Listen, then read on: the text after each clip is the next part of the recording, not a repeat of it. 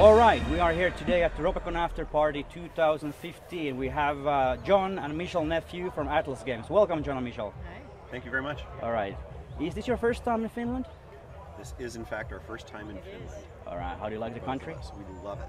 Although, yeah, we don't feel a whole lot like we've gone anywhere because it looks an awful lot like Just where like we came from in northern Minnesota. Like Duluth along the North Shore of Yes. Lake Superior. Yep. We've been tweeting photographs of Lake Superior North Shore pictures that we have in iPhoto and photographs we've taken here and be like, guess which one is which. I actually did a side-by-side in Photoshop. And the weather also, just like Minnesota Okay, right now. you brought the weather with you. All That's right. right. All right. Yeah, it's actually her fault. Okay, okay. So you came on Wednesday evening before the convention. How did you survive your jet lag? It was Pretty not easy. It was not as bad as I expected. You know, I think it's because we have kids now. Ah. That we're a lot more used to being sleep deprived than we used to. All right. Did you get to do anything fun before the convention started? We sure did. Yes. What was that? Well, you describe your fun first. Because I'll just start talking about Finnish woodworking. Oh my gosh.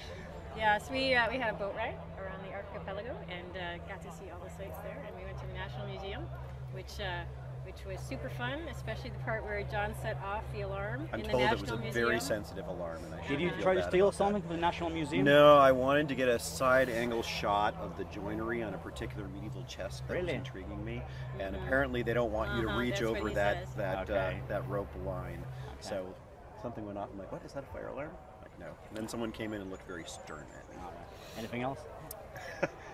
Yeah, geez, the open air museum. Ah, that was great. That was The fantastic. Seurasaari Open Air Museum. Yeah, That's right. having someone willing to guide us around, and that was really excellent. In fact, I would have to say that although I really liked the National Museum and it had excellent exhibits, and I didn't have enough time to read them all, and would have liked to spend more time there. It takes him about 5 times longer to go through a museum than any other person who is in existence. Well, It's pretty crazy. I think Sorry was my favorite though, Yes. of the things that we've seen here. All right. What about the Ropecon convention itself? How did this compare? You are, of course, veterans of several conventions in the USA and We've been to a elsewhere as couple. well. Yeah. So how does the Ropecon compare? What's different? What's similar? It has a really unique feel. It does. Starting with the people sleeping in the convention hall. That was my first clue, I think, that something was And the different. sauna schedule. And the sauna schedule published in the program. That was that was interesting too. So I suppose, you know, they take care of a lot of Gen Con's problems, having the sauna right there for the attendees to make use of.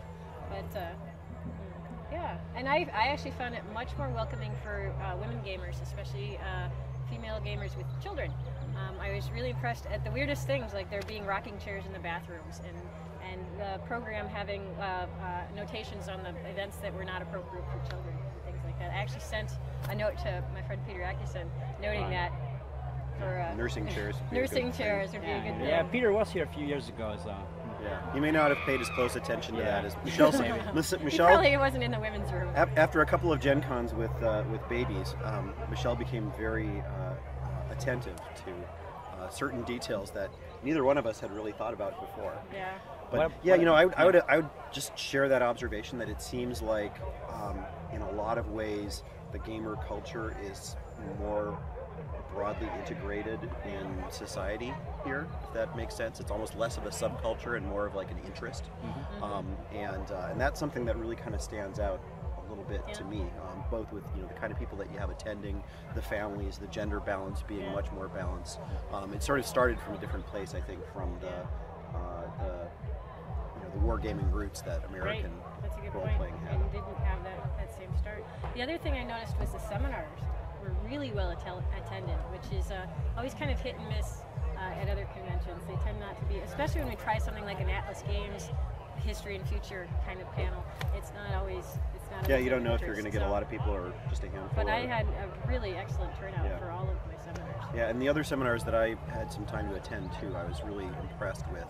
I mean, the content of the seminars was really interesting, and it seems like there's a very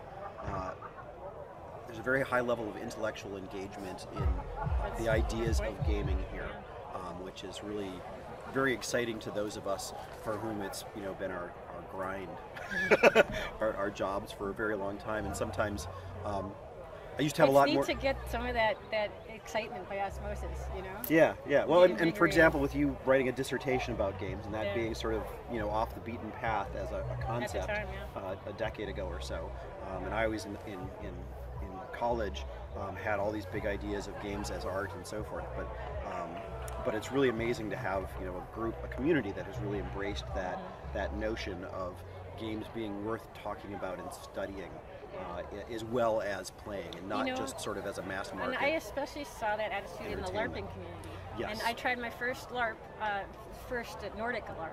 I've done Vampire the Masquerade LARPs 10 years ago, and kind of stopped because it just wasn't doing much for me.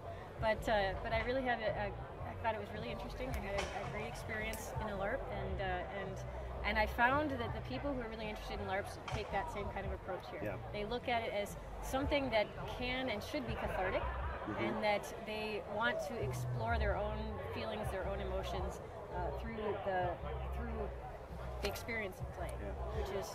I think we both for a long time heard about the Nordic LARP phenomenon in the United States, but it was really exciting to talk to people that are living and breathing it and are so passionately involved, and sort of meet them and hear about it on the ground level, and in Michelle's case even get a chance to play. All right, well, that's good to hear. Anything else about the conventional program item you would like to mention? You said it's a bit different than Gen Con, for example. Are there some highlights or some weird differences, some funny anecdotes which pop into your mind? I thought that the fact that it's only 30 euros to get into the convention for the whole weekend it's really is just cheap. crazy. Yeah. Oh my gosh, Yeah. you're paying like 100 at Gen Con or something now.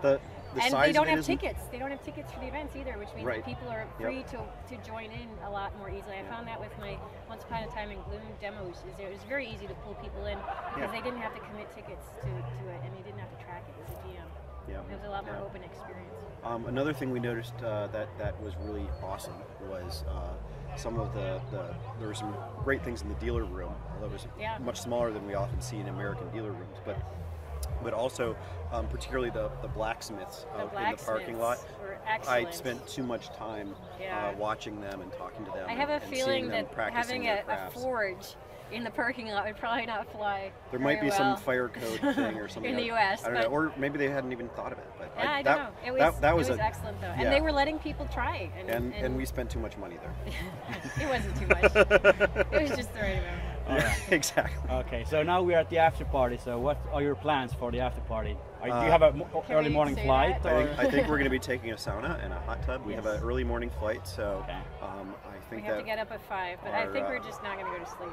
We'll have to see how that turns out. Yeah, we're gonna have a cab waiting for us when we need to go to the airport tomorrow morning in the all we have early to do hours. is drag ourselves Although out the door. because we're so far north, I think it's probably might going to be be light out after even. sunrise. Yeah.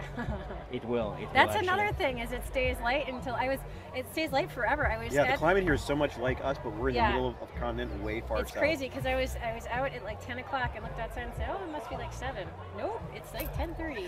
All right. Do you have any greetings to future visitors or future guests for Ropecon? Would you recommend Ropecon for guests from Absolutely. America? Most definitely. Yes. Okay. Most definitely. Of course, that's not hard for us because for years, friends of ours in the game industry have Keep always telling us. raved about how much fun they've had here. So and- you're and adding how your welcome voices you've to been. that Exactly. part. Yeah, and frankly, it's about damn time that we got over here because we've known for a long time we've been missing out. Yes. Thanks a lot, Michelle, for coming. exciting.